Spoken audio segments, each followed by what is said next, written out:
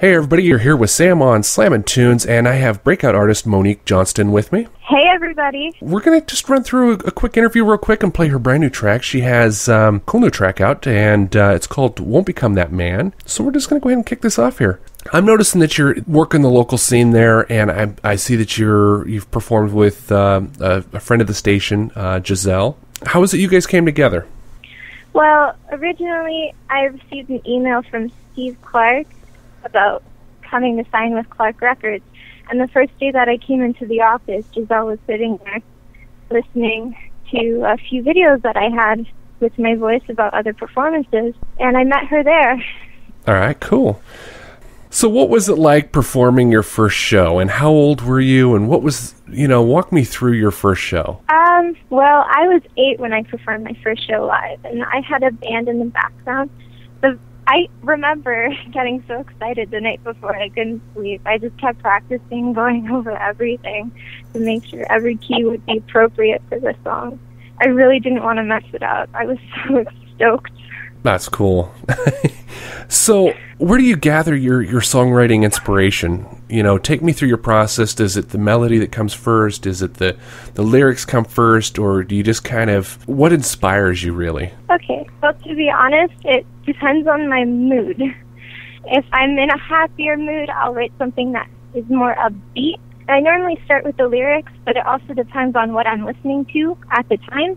So I could be listening to anything from Nicki Minaj's Anaconda to Guns N' Roses' Sweet Child of Mine. If I'm listening to something like Guns N' Roses, the song will turn out being more rockish. Okay. Yeah. So if you could collaborate with any one artist, who would you want to collaborate with? Definitely Def Leppard, so I could do Pour Some Sugar on Me. That's awesome. So, yeah. I know that you've only got one track out so far that you've publicly released. Do you have others that are in the works? What's next for you? Well, I'm currently working on my first album. It should be released around December, near Christmas time, hopefully, if everything stays on track. I have about 5 songs that have been produced, mastered, ready to go. They just haven't been distributed yet. And I'm working on some other stuff apart from rock, so that I can see what field I want to go into. Do you have a favorite track so far? To be honest, I like all of them, but if I had to name one, it would be Let 'Em Know. Okay. It's got this really nice hook to it that goes dum daddy dum dum, and it just gets stuck in your head all day long. I look forward to hearing it. You're going to have to keep us informed and let everybody know when it comes out, because I definitely want to hear it. For sure. So, how do we find you? Where do we find you on the interweb? Well, you can find me anywhere from SoundCloud to Reverb Nation, on Facebook, Twitter. You just got to look up my name, Monique Johnston. I even have my own website, moniquejohnston.com. Fantastic. So, going back to, I was saying that you've been working the local circuit, and do you have a favorite venue so far? My favorite venue so far would have to be at the Rose Theater in Brampton. I did a show a while back when I was 12, I believe. And it was so beautiful being inside the theater. It was so open. And they had really amazing acoustics. So, with an online presence, you get the trolls, you get the critics. How do you respond to that? How do you deal with that? I try to take everybody's opinion as best as I can. If they say something with a negativity, then I'm going to look at what they're talking about and try to better myself. I never take anything too negative, because after all, I am who I am. And I feel that my music relates back to my personality. Okay. So I've had other artists say, well, there's critics and then there's critiques. Critics have nothing constructive to add to the conversation. They're just critical. They're just negative. They're just there to bring you down. Critiques offer you advice to help make you or your performance or your songs or you as an artist better. and you have to learn to differentiate between the two. There are those that are critics, and there's some people that, like, you're never going to be able to change their opinion of you. But I think all in all, it's how you see yourself that really matters. But the critiques, you have to take them into consideration because they're trying to make you a better person. Definitely. What kind of stuff do you do in your free time? Oh, I read a lot. I'm addicted to reading. Okay, so what are you reading? I'm currently reading...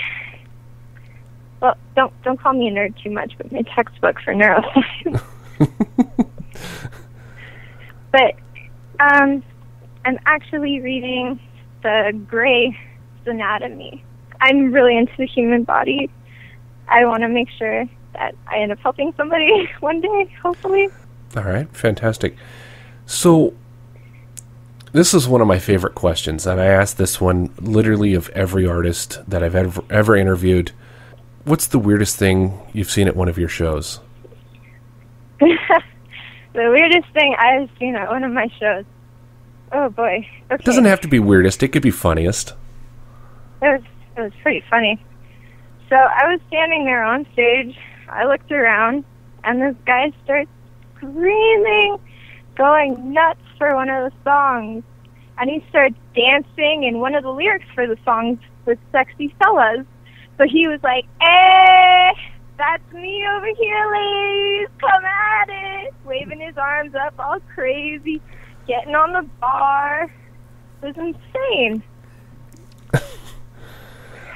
It sounds like it sounds like he had probably had a little bit too much to drink.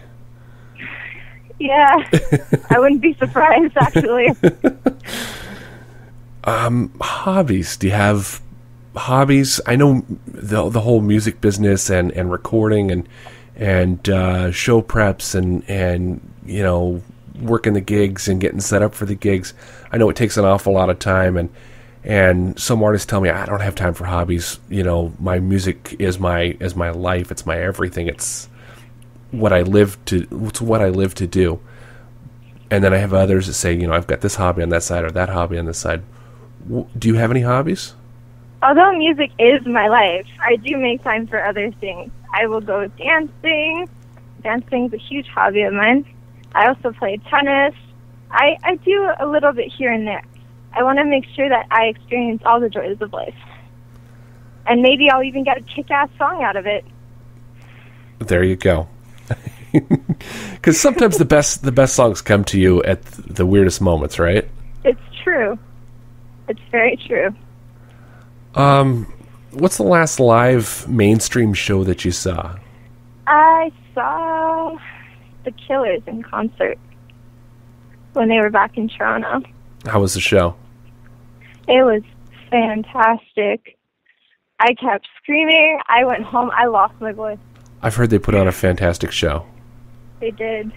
Growing up, you know, we all have our musical inspirations and artists that inspired us or helped mold us or help push us into a direction of music. Who are some of those artists to you?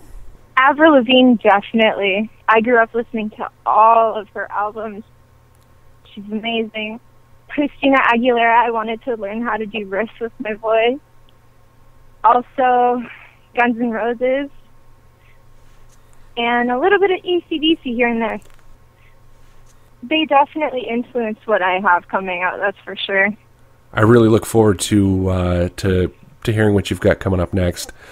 You can hear some of it at my new show that's coming up September 26th in Less Than Level. It's at 381 Perth Street, Oakville. Is there anything else that you want to share with us? Merchandise, other upcoming shows, tours, etc.? I'm working on a tour for January. It's still not set in stone yet, but we have merchandise coming out as well. We have some T-shirts, iPhone cases, sweaters, the whole lot. Awesome. Geez, I really don't have anything else for you, Monique, and I really appreciate your time this evening. I had a great time. Thank you. I'm going to have you go ahead and announce us into your song, and then we'll play it. All right. Well, here's Won't Become That Man by me, Monique Johnston.